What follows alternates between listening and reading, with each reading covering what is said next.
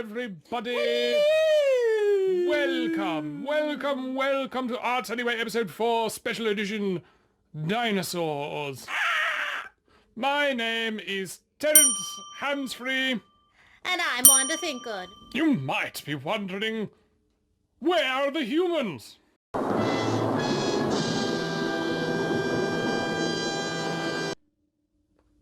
I wasn't. I can assure you they are not sick. They're currently indisposed with other tasks, human tasks, like... What's a human task? Going to the toilet. Yes, it's not something I think dinosaurs do. I do have my children toilet trained. You know, it is the modern thing to do. As I believe it's trendy for dinosaurs to behave like humans.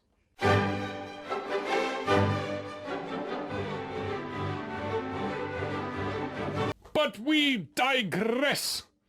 We are here to offer you a wonderful selection of local artists performing wonderful music. Our first guest for this week is Alexander Hajek.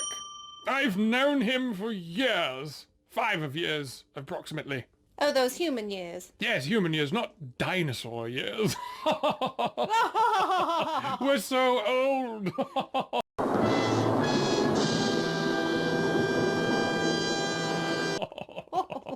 Alex Hajek frequently performs in Germany, which is a human country.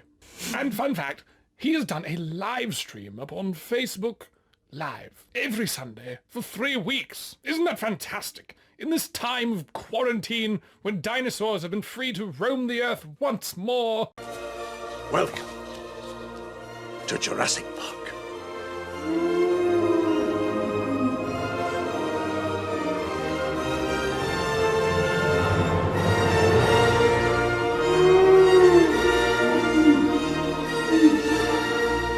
He still provides humans and us with entertainment. Here he is with some foray. A foray into some foray. Oh, that's very good.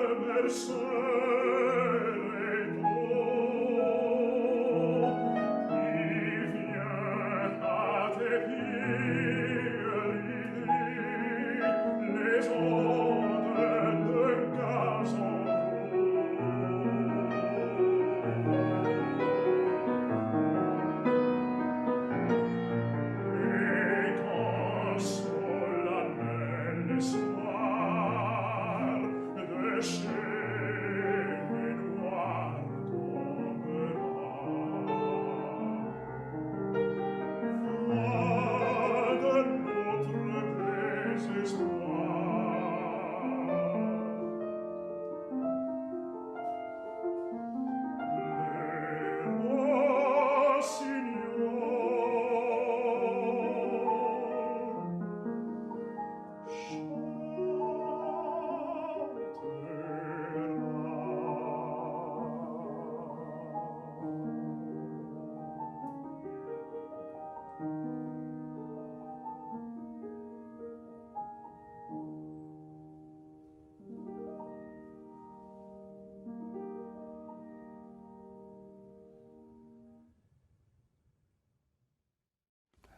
Now, Wanda, I do believe you're good friends with our next guest, Rebecca Cuddy.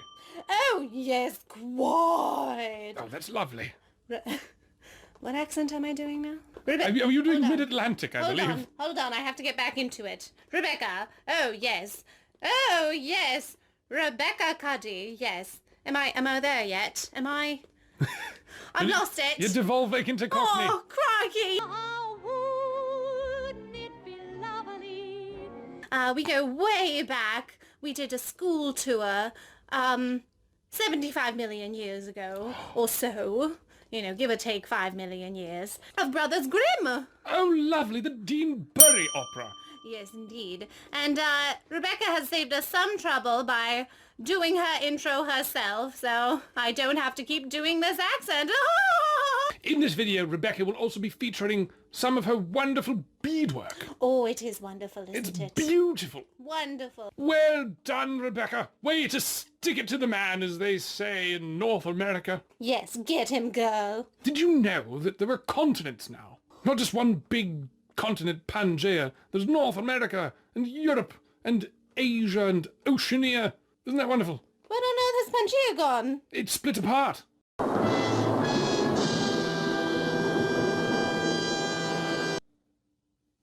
No. It broke up like a bad relationship. Oh, yes, I've had my fair share of those. Right, Terence? No! Yes. Tanse kia wao ni totimak, Rebecca Cuddy ni sika-san, niasi ni wapimtan.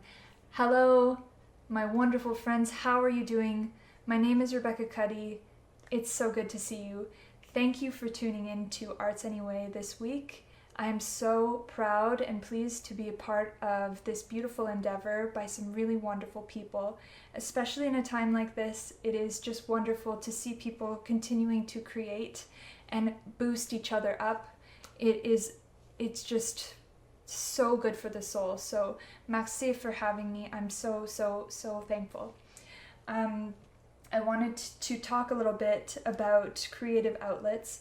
Aaron and I were discussing, and this is harder than it looks, so please tell Aaron how wonderful he's doing. We were discussing artistic outlets and how it's helpful for artists. So I myself am a Métis opera singer. I'm a mezzo-soprano, but I'm also a beadwork artist. I'm a visual artist, and I explore Métis traditions in my own practice. So I wanted to talk about artistic practice and how important that is for your soul. I just think that artists are all multidisciplinary. I think that when you're an artist, your creativity comes out in so many different ways. And what I would like to stress is that not everything that we do needs to be monetized, needs to be a product. Things can be done just for you. And I think especially in a time like this where we have a little bit more time on our hands to explore some of those things that we've been wanting to explore, that maybe we've thought like, I don't know, I've never written a song before, maybe I could write a song. Do it, but don't worry about where that goes. It's for you. Just as I say, or as my culture teaches, beading is medicine. You know, creative outlets are medicine. They're good for you. They're good for your soul, and you are not a product. You are a person. So I see this going around a lot these days, and I wholeheartedly believe it. If there's something that you've wanted to try that's going to make you feel better, especially right now, give it a shot. You don't even have to show anyone, but it's good for you. So please, please take the time, sit with yourself, let that thing come out that has been wanting to come out in a new way.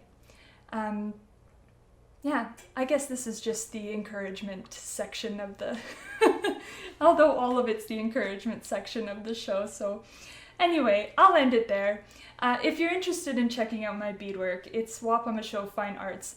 I'm on Instagram, I have a website, I'm on Facebook, you can find me.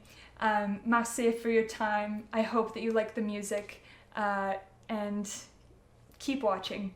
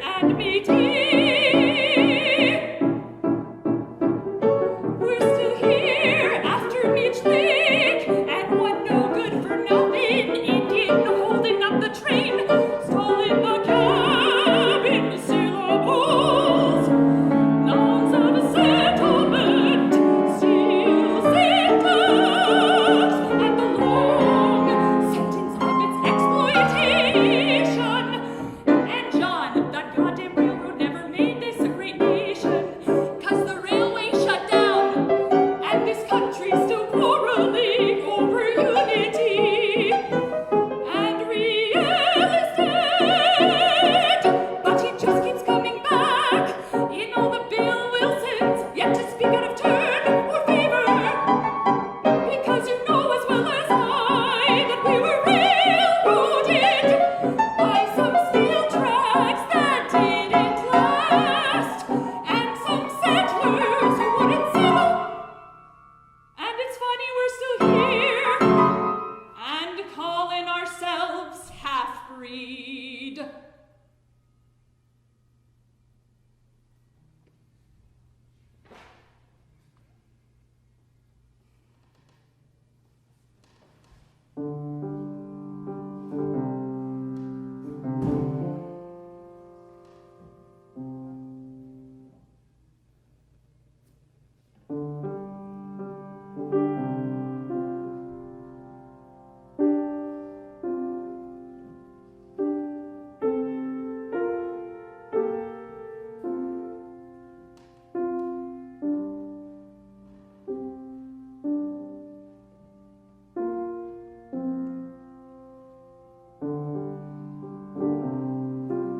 Betty, if I set out to write this poem about you, it might turn out instead to be about me or any one of my female relatives.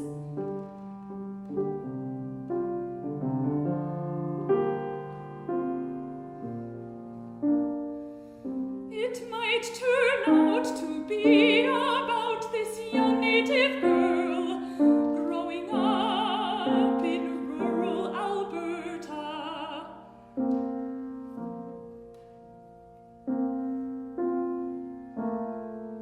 In a town with fewer Indians than ideas about Indians.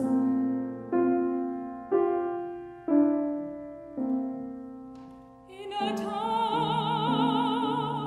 just south of the Aryan nations.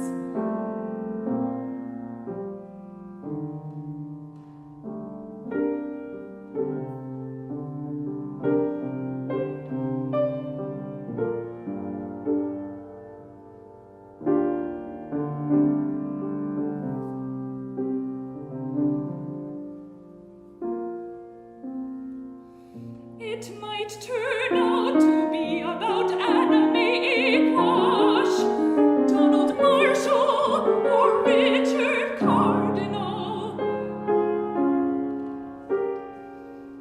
It might even turn out to be about our grandmothers, beasts of burden in the fur trade, skinning, scraping, pounding, bugging,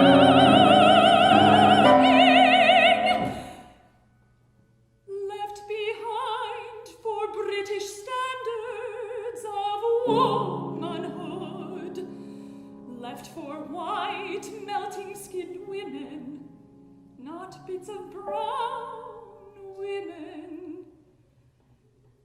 left here in this wilderness, this colony.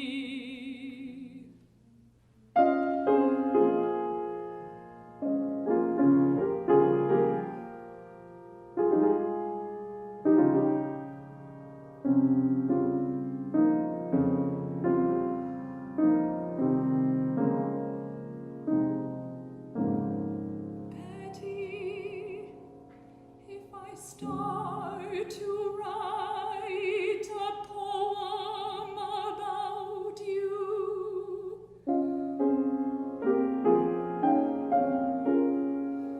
it might turn out to be about hunting season instead.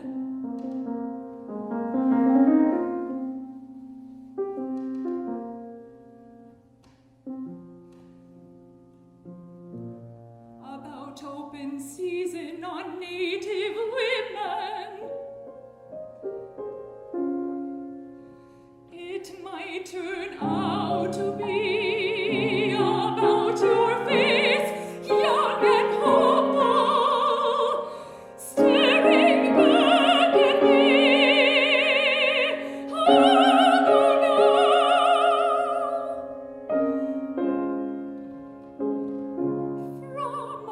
black and white page.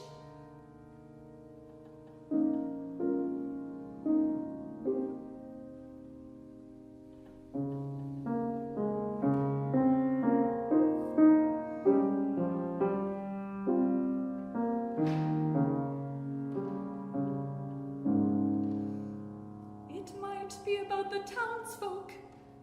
Gentle word.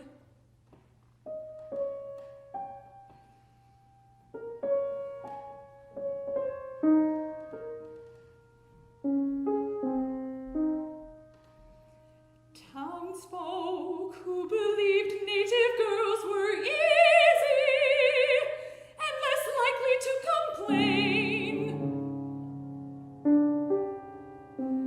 If a sexual proposition led to violence.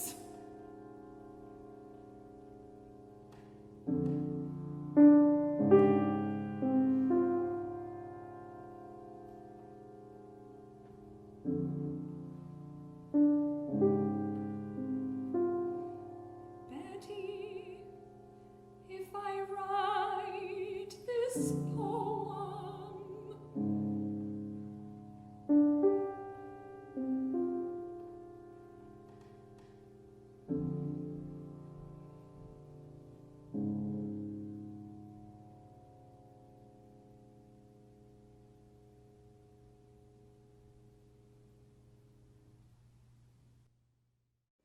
The man remotely in the field, I was told to say that, Keith Lam, has interviewed Rebecca Cuddy as well, so you can get a more in-depth look at the person behind the art. I mean, it's a podcast, so you won't be looking at anything, but... Yes, that's true. It's a very strange figure of speech, I do think. Yes. Humans are very strange, aren't they, Terence? They are indeed. They are indeed. Well, here's a pretty decent human doing pretty decent things. Indeed.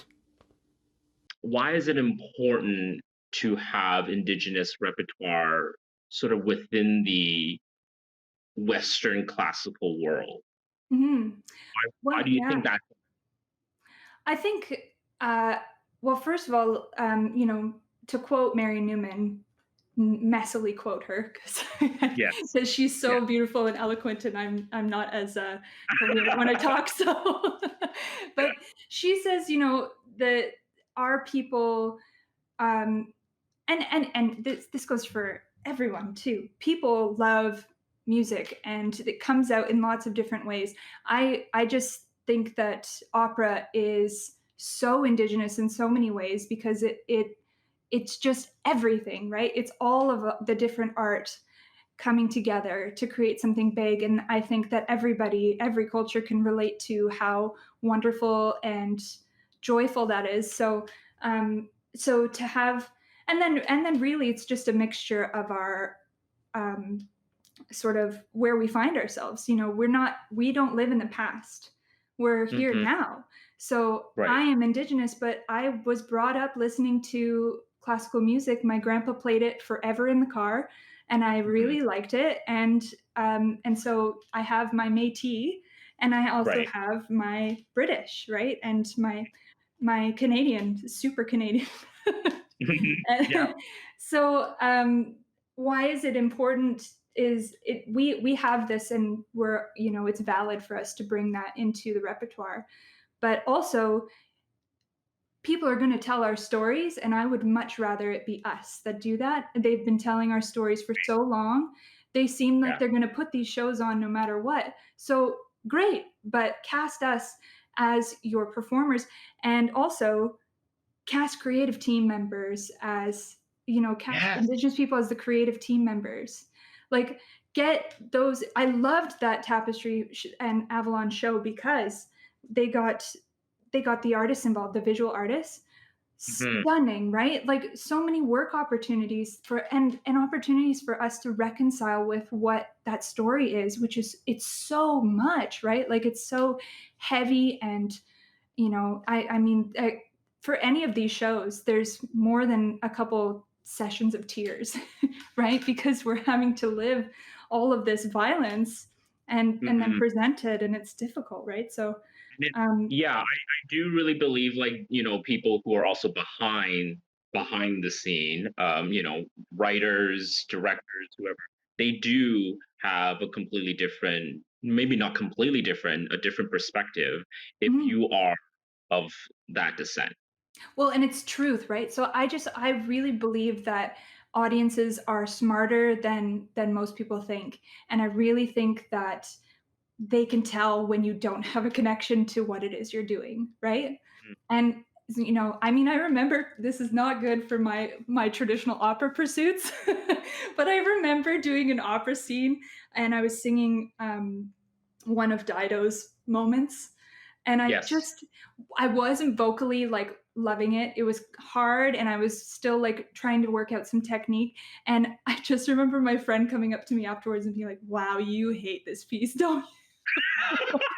I was like, "No." You could totally tell. I was like, "It's so bad." Yeah. Yeah. And I don't hate the piece anymore, but I hated singing it at the time, and she could totally tell. Like I was like, "See, like there's only, I don't know. I think opera singers are also better actors than a lot of people think, but Oh, at the yeah. same time, when you don't like something, it's pretty easy to Say tell." that louder from the back. Opera singers can act. Ooh, this is such a ooh. They can act and they can move. Like we are coming in and we're so ready. Like I need some creative team members to understand that. Like, we're coming in fully rounded now. I know it was different back then, but like honestly, we can do anything. And sometimes I just also want to remind people that, especially when you are performing an opera on a huge stage, the acting has to change somewhat because of Totally. literally the physical distance that you have from where you are to your scene partner or the chorus, and then the conductor, and then the monitors. You're like, well, it's not TV acting. You cannot do that. So No. you have to change a little bit when you are doing an opera. It has to be a little bit extreme so that the people at the very back of the house They deserve it. can, they Mhm. deserve it. They Yeah, they paid deserve the it. money. They're there. They showed up. They deserve your top-notch acting. You can do it. Yeah. Reach the back. Yes. Yeah. So you mentioned, that us opera singers are we have to be multi-talented at some point.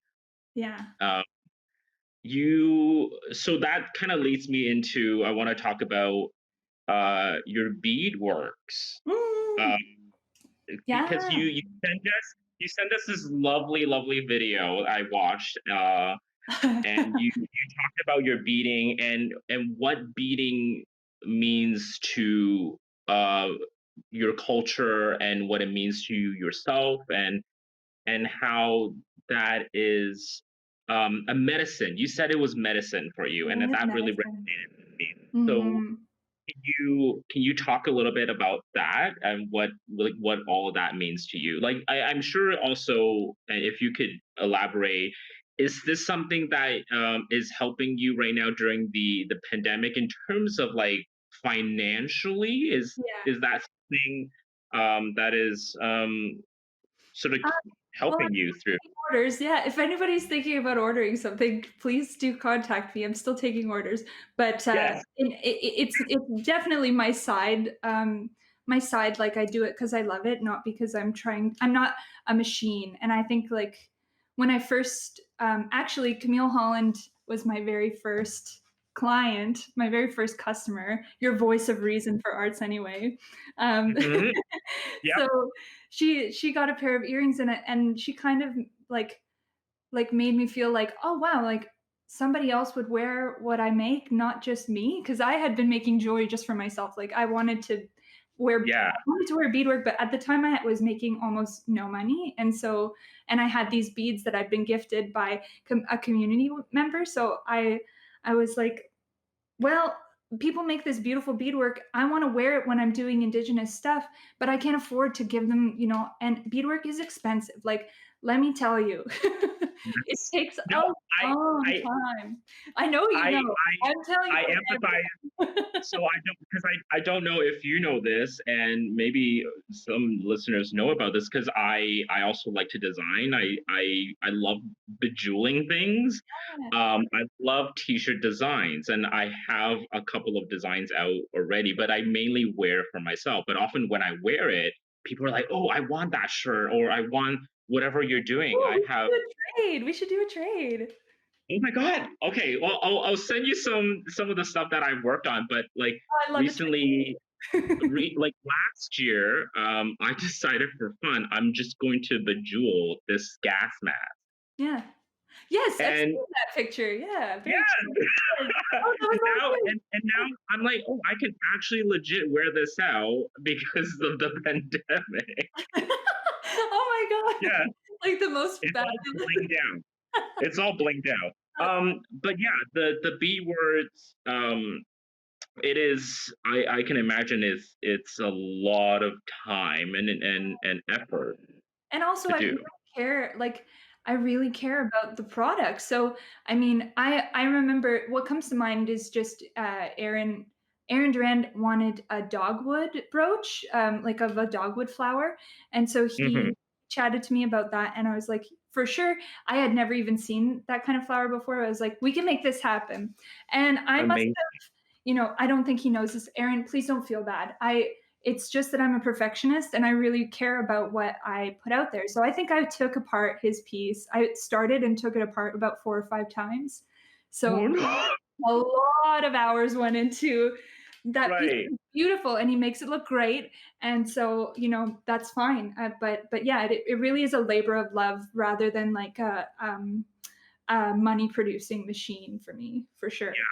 Yeah. I went to your website and your Instagram page to just check out your work. It's so stunning. I love it Thank so much, and yeah. so many of my friends wear it. Like I'm like, I want a set of earrings. I think that looks really great.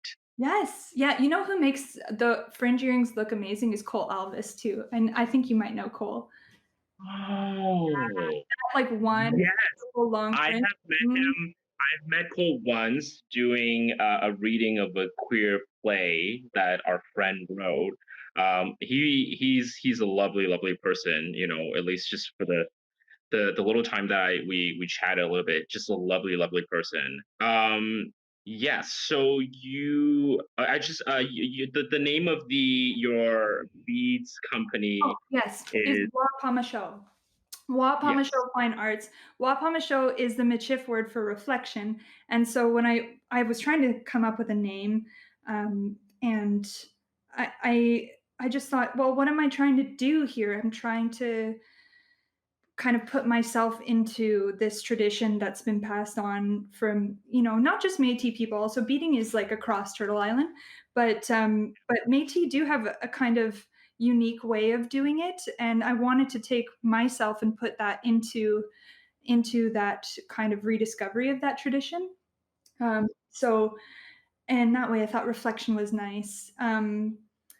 Yeah, and then beading is Can you medicine. Oh, yeah, can you just spell that out for our listeners? yes, it's WAAPAMISHOO, Wapamasho, Fine Arts. And you can find me on my website or on my Instagram. Your And if you just go to Facebook. Rebecca Cuddy Mezzo, my Instagram is linked in my bio to the beadwork as well, and vice versa. So you can find me everywhere. Thank you so much for joining us for this very special Dinosaur edition of Art Anyway. Yes, we really have had such a wonderful time. We deeply appreciate your viewing. Please like, please subscribe, please share this video far and wide to all the corners of the internet. Yes, let's go viral. Yes. Oh, should I not say that word right now? I think it's fine. It's a word with multiple meanings. Wonderful. Thank you for your validation. Yes. Shall we say goodbye, Terence? Yes, indeed. I forgot to open my mouth. Hold on. Well, Terence, shall we say goodbye? Yes. 1, 2, 3. It's time to say goodbye. It's time to say goodbye. And that in Dinosaur is bye. Well, goodbye. Tone it down. I haven't eaten any scenery in years. I thought you were looking trim. This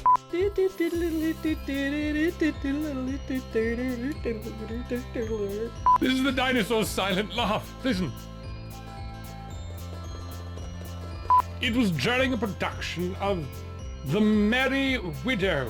What does make a widow merry? Good question. I believe in this case it was gobs of money. When he leaves, it's my time to shine. Well, we've had a good run. It's been wonderful, my dear. It has indeed. Indeed. Look at me wistfully looking at the sky. Ah. I've lost it. Oh, we've done lost it. I don't lost the accent. Oh, I'm crikey, Terence. I'm lower class, Terence.